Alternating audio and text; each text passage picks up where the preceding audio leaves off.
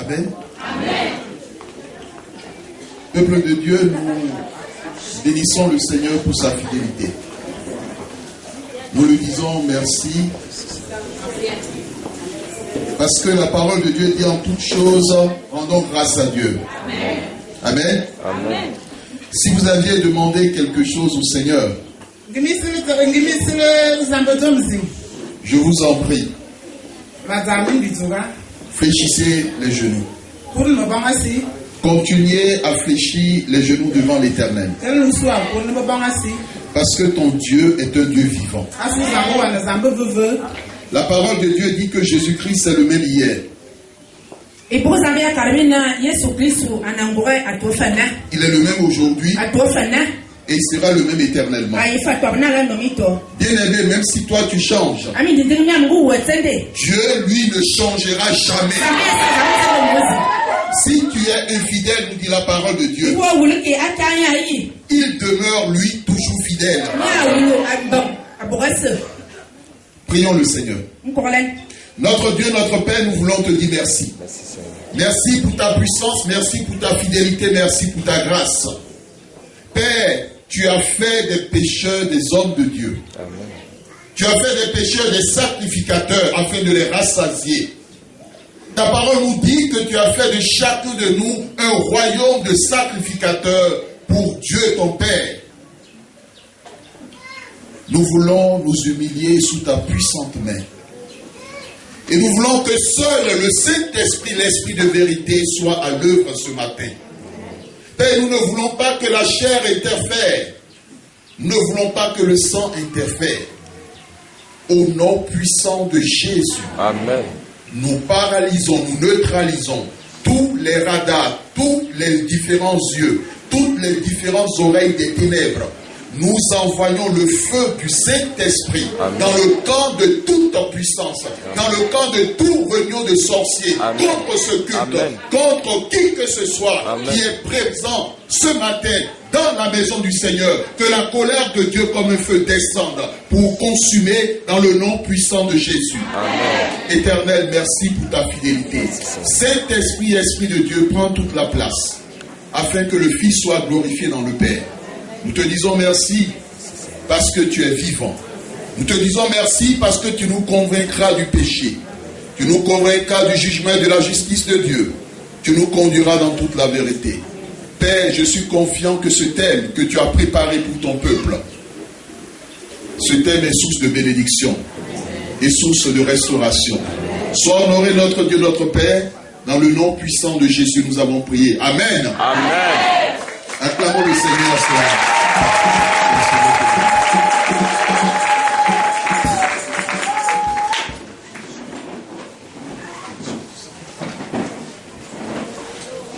Bien-aimés dans le Seigneur, une fois encore, nous rendons grâce à Dieu qui a permis que nous effectuions ce déplacement dans ce pays.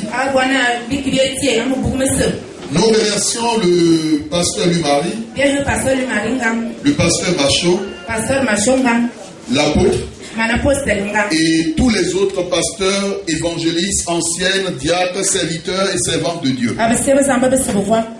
La Bible dit que la gloire doit être donnée à Dieu. En toute chose, que Dieu soit glorifié. Et c'est pour cela que nous avions commencé par le Seigneur. Parce que nous ne sommes que des instruments que Dieu utilise pour glorifier son nom. Ainsi, n'ayez pas vos yeux fixés sur l'homme, mais ayez vos yeux fixés toujours sur le Seigneur. Parce que quelquefois, l'homme peut vous décevoir. Un serviteur ou une servante de Dieu peut vous décevoir. Mais Jésus-Christ, le Père, ne déçoivent jamais. Amen. Amen. Nous allons lire un texte. Le texte de Genèse chapitre 12. Le verset 1.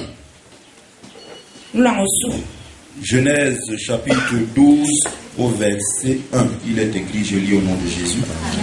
L'Éternel dit à Abraham, va-t'en de ton pays, de ta patrie et de la maison de ton père dans le pays que je te montrerai. Lisez jusqu'au verset 3. Je ferai de toi une grande nation et je te bénirai. Je rendrai ton nom grand et tu seras une source de bénédiction. Je bénirai ceux qui te béniront et je maudirai ceux qui te maudiront. Et toutes les familles de la terre seront bénies en toi. Amen. Amen.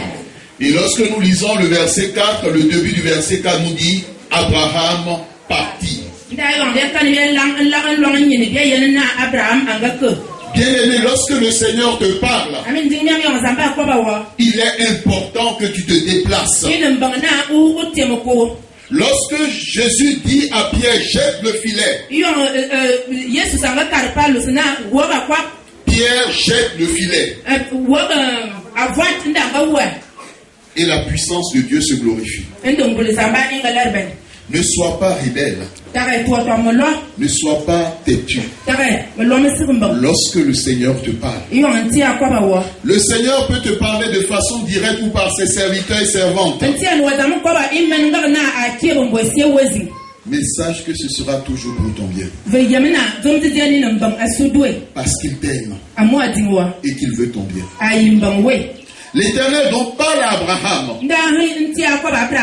et lui dit, va-t'en de ton pays, de ta patrie et de la maison de ton père dans le pays que je te montrerai.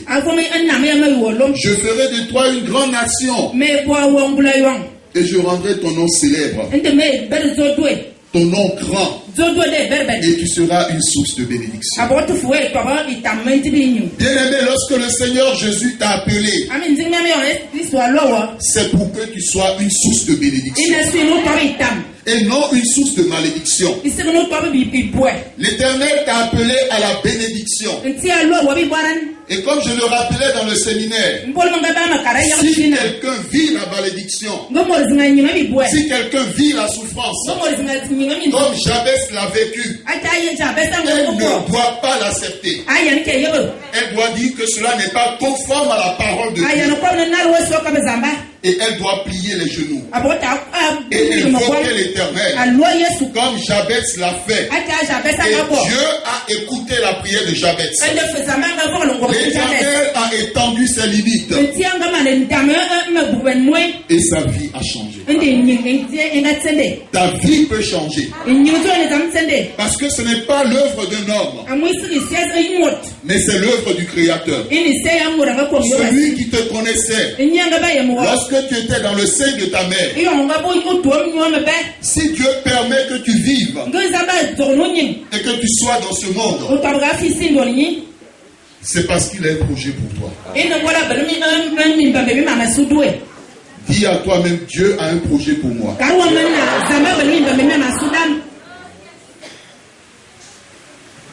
Dieu demande à Abraham de s'éloigner de son pays. Tout comme l'Égypte qui est un pays. De sa patrie. Donc tout ce qu'il a reçu comme héritage culturel et spirituel. De son village. De sa contrée géographique. Qu'il s'éloigne de la maison de son père. La maison de ses parents physiques et spirituels.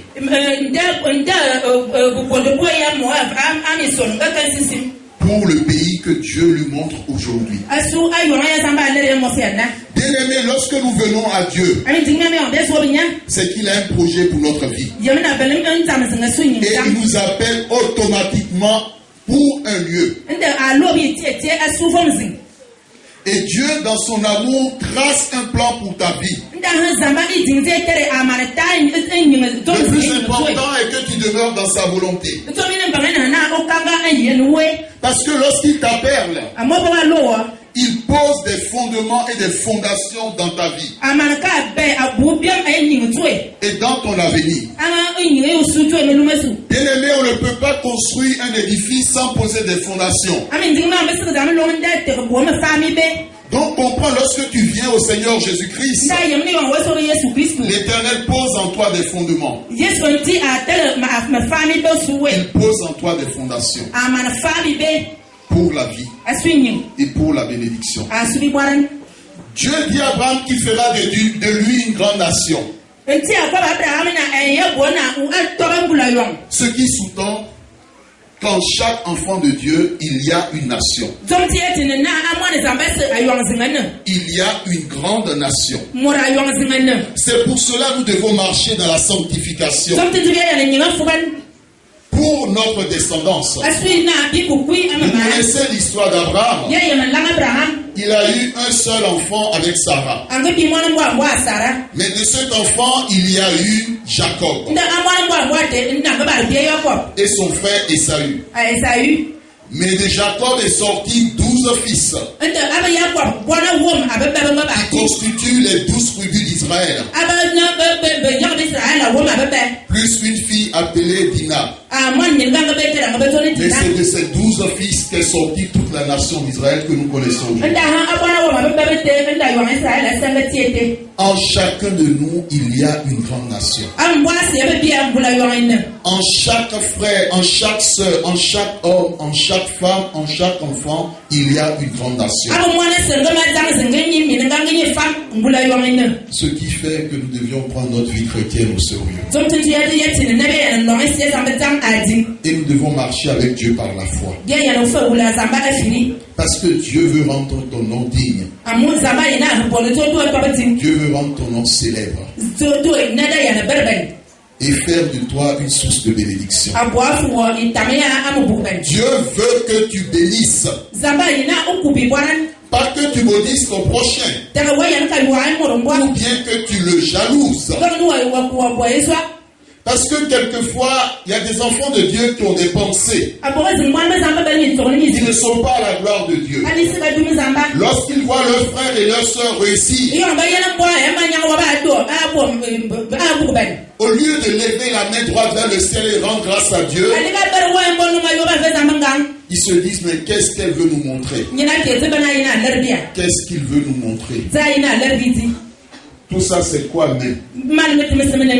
Bien-aimé, lorsque tu as ce type de pensée, je ne pense pas que tu sois un enfant de Dieu. Parce que c'est Dieu qui a béni le frère. C'est Dieu qui a béni la sœur. C'est ton Dieu qui les a bénis. C'est ton Père qui les a bénis. Il te revient alors de remercier le Seigneur. Parce que tu ne sais pas la souffrance par laquelle le frère ou la sœur est passé. Avant que Dieu ne puisse l'élever. Amen. Le Seigneur aimerait que nous nous entretenons avec vous de ce thème.